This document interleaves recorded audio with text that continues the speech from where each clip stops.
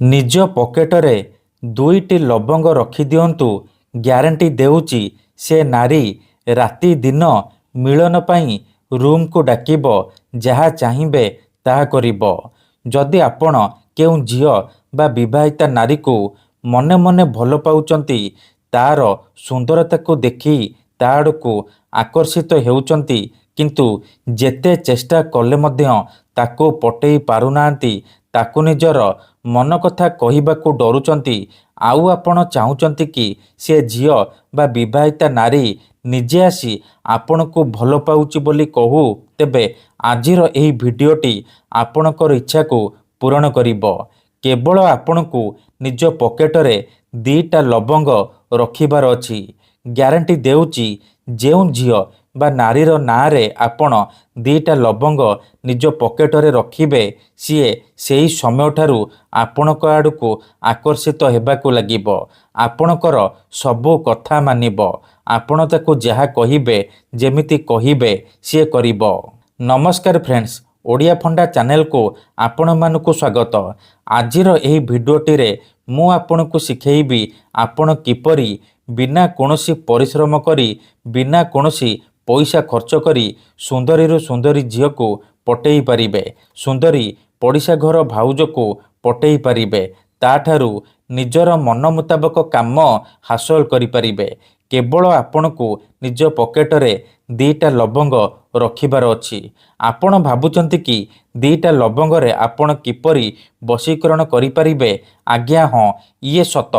ଆମର ତନ୍ତ୍ରଶାସ୍ତ୍ରରୁ ମୁଁ ଆଜି ଆପଣଙ୍କ ପାଇଁ ସବୁଠାରୁ ସହଜ ଘରୋଇ ବଶୀକରଣ ନେଇ ଆସିଛି, ଯାହାକୁ ଆପଣ କରିଦେଲେ ସୁନ୍ଦରୀରୁ ସୁନ୍ଦରୀ ଝିଅ ବା ସୁନ୍ଦରୀ ପଡ଼ିଶା ଘର ଭାଉଜକୁ ଅତି ସହଜରେ ପଟେଇ ପାରିବେ, ତାଠାରୁ କିଛି ବି କାମ ହାସଲ କରିପାରିବେ।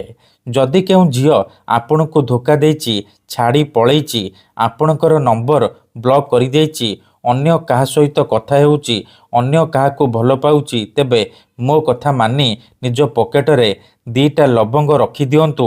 ସେ ଝିଅ ରାତି ଦିନ ଆପଣଙ୍କ କଥା ଭାବିବ, ନିଜେ ଆସିବ ଆପଣଙ୍କର ପାଦ ତଳେ ପଡ଼ିବ, ଆପଣଙ୍କୁ ଭଲ ପାଉଛି ବୋଲି କହିବ। ଆପଣଙ୍କ ପ୍ରେମରେ ଏମିତି ଦିବାନୀ ହେଇଯିବ କି ଆପଣଙ୍କୁ ନ ଦେଖି ରହିପାରିବନି। ତେବେ 2ଟା ଲବଙ୍ଗରେ ଆପଣ କିପରି ବଶୀକରଣ କରିବେ, ଏହାର ପ୍ରୟୋଗ ବିଧି କ'ଣ, ମୁଁ ଆପଣଙ୍କୁ ଶିଖେଇବି। ଜାଣିବା ପାଇଁ ଭିଡ଼ିଓଟିକୁ ମୂଳରୁ ଶେଷ ପର୍ଯ୍ୟନ୍ତ ପୁରା ଧ୍ୟାନ ସହିତ ଦେଖନ୍ତୁ। ଅଧାରୁ ଛାଡ଼ିକି ଯିବେନି କିମ୍ବା କାଟି କାଟି ଦେଖିବେନି, ନହେଲେ ଆପଣ କିଛି ବି ବୁଝିପାରିବେନି। ପରେ କହିବେ, ଗୁରୁଜୀ ଆପଣଙ୍କର ବଶୀକରଣ କାମ କରୁନି। ଦେଖନ୍ତୁ, ମନ୍ତ୍ର ତନ୍ତ୍ର ବଶୀକରଣ ଏମିତି ସେମିତି କାମ କରେନି। ମନରେ ସମ୍ପୂର୍ଣ୍ଣ ବିଶ୍ୱାସ, ନିଷ୍ଠା ଆଉ ଏକାଗ୍ରତାର ସହିତ ଆପଣଙ୍କୁ ଏହି ବଶୀକରଣକୁ କରିବାକୁ ପଡ଼ିବ। ତେବେ ଯାଇ ମୁଁ ଆପଣଙ୍କୁ ଗ୍ୟାରେଣ୍ଟି ଦେଉଛି ଆପଣ ଯେତେ ସୁନ୍ଦରୀ ଝିଅ ବା ସୁନ୍ଦରୀ ଭାଉଜକୁ ଚାହିଁବେ ନିଜର କରିପାରିବେ, ତାଠାରୁ କିଛି ବି କାମ ହାସଲ କରିପାରିବେ। ତେବେ ମନେ ରଖନ୍ତୁ, ଏହି ବଶୀକରଣ କରିବା ପୂର୍ବରୁ ଯଦି ଆପଣ ଆମ ଚ୍ୟାନେଲକୁ ପ୍ରଥମ ଥର ଆସିଛନ୍ତି, ତେବେ ଦୟାକରି ଚ୍ୟାନେଲକୁ ସବସ୍କ୍ରାଇବ୍ କରି ପାଖରେ ଥିବା ବେଲ୍ ଆଇକନ୍କୁ ମଧ୍ୟ ଦବାଇ ଦିଅନ୍ତୁ, ଯାହାଦ୍ୱାରା ଆମେ ଯେଉଁ ବି ଭିଡ଼ିଓ ଅପଲୋଡ଼ କରିବୁ ସର୍ବପ୍ରଥମେ ଆପଣ ଦେଖିପାରିବେ ଆଉ ତାର ଲାଭ ପାଇପାରିବେ। ତେବେ ଏହି ବଶୀକରଣ ବିଧିକୁ ଆପଣ କେବଳ ସୋମବାର କିମ୍ବା ମଙ୍ଗଳବାର ଦିନ କରିବେ। ଆପଣ ସୋମବାର କରିପାରିବେ, ନହେଲେ ମଙ୍ଗଳବାର କରିପାରିବେ।